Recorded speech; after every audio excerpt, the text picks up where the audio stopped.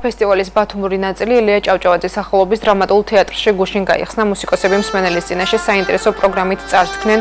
შესრულდა კომპოზიტორის ენიო მორიკონეს მუსიკა, რომელიც მან ცნობილი კინოფილმებისთვის შექმნა.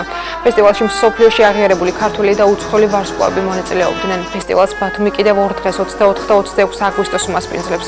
ღამის სერენადების დაწვრთნითი კონცერტი თბილისში გაიმართება. ღამის სერენადები 1982 წელს ცნობილმა ქართველმა მევიოლინემ ლიანა ისაკაძემ დააარსა და მის სახელს ატარებს.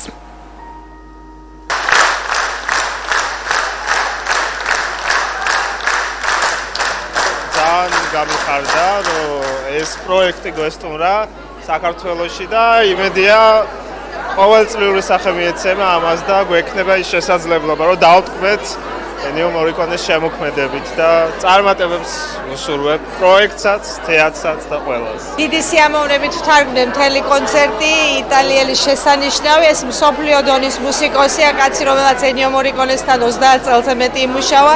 ის ინსტრუმენტებიც კი გამოყენებული იქნა, რაც დიდი მაესტროს დროს იყო გამოყენებული და პრაქტიკულად ყველა მუსიკამ გააცოცხლა ის ემოცია, რაც უკავშირდება ჩვენს ცხოვრებას და აი უდიდეს კინოშედევრებს, რაც ყველას აქ ალბათ დანახი. დღეს იყო ძალიან ამაღელვებელი დღე, დაიწყო ღამის სერენადები, რომელიც უკვე მე რამდენიჯერ უბრუნდება მსმენელს.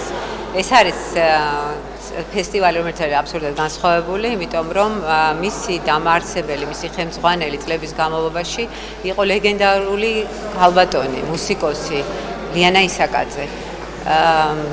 რომლის სულიც დღეს ჩვენთან ერთად იყო, რომელიც გვაერთიანებს და რომელიც არის სრულიად განსხვავებული ფენომენი. თავი 12 საათზე ამით დასრულებულია, 15 საათზე უბრუნდებით ეთერში დროებით.